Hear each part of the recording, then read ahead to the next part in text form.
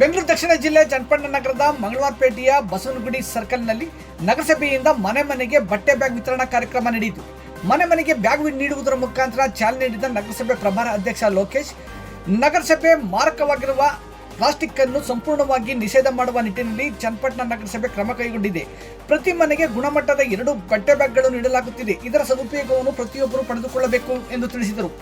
ನಗರಸಭೆಯ ಪ್ಲಾಸ್ಟಿಕ್ ಮುಕ್ತ ಆಂದೋಲನಕ್ಕೆ ಪ್ರತಿಯೊಬ್ಬರು ಸಹಕಾರ ನೀಡಬೇಕು ಎಂದು ನಗರದ ನಾಗರಿಕರಲ್ಲಿ ಮನವಿ ಮಾಡಿದರು. ಈ ಸಂದರ್ಭದಲ್ಲಿ ನಗರಸಭೆ ಸದಸ್ಯರುಗಳಾದ ಸತೀಶ್ ಬಾಬು ಕಂಟಿ, ಪರಿಸರ ಅಭಿಯಂತರ ಸ್ನೇಹ, ಅಧಿಕಾರಿಗಳಾದ ವಿಶ್ವನಾಥ್, ಜ್ಯೋತಿ, ಕುಸುಮ ಹಾಗೂ ಹಲವಾರು ಮಂದಿ ಹಾಜರಿದ್ದರು. ನಾವು ಪ್ಲಾಸ್ಟಿಕ್ ಮುಕ್ತ ನಗರ ಮಾಡಲಿಕ್ಕೆ ಬ್ಯಾಗ್ಗಳನ್ನ ವಿತರಣೆ ಮಾಡ್ತಾ ಇದ್ದೀವಿ. ದಯವಿಟ್ಟು ಯಾರೂ ಸುಧಾ ಪ್ಲಾಸ್ಟಿಕ್ನ ಯೂಸ್ ಮಾಡ್ದೇ ನಾವು ಕೊಟ್ಟಂಥ ಬ್ಯಾಗಲ್ಲಿ ನೀವು ಏನೇ ಒಂದು ಸಾಮಾನು ತರಲಿಕ್ಕಾಗ್ಬೋದು ಅದನ್ನು ಯೂಸ್ ಮಾಡಿ. ಮತ್ತು ನಮ್ಮ ನಗರಸಭೆಯಿಂದ ಗಾಡಿಗಳು ಬರ್ತಾಯಿದೆ, ಕಸನ ವಿಂಗಡಣೆ ಮಾಡಿ ಹಸಿ ಕಸ ಒಣ ಕಸ ಅಂತ ಕೊಡಿ. ಮತ್ತು ಎಲ್ಲೂ ಕಸನ ರಸ್ತೆಯಲ್ಲಿ ಬಿಸಾಡಬೇಡಿ ಅಂತ ಹೇಳಲಿಕ್ಕೆ ಇಷ್ಟಪಡ್ತೀವಿ.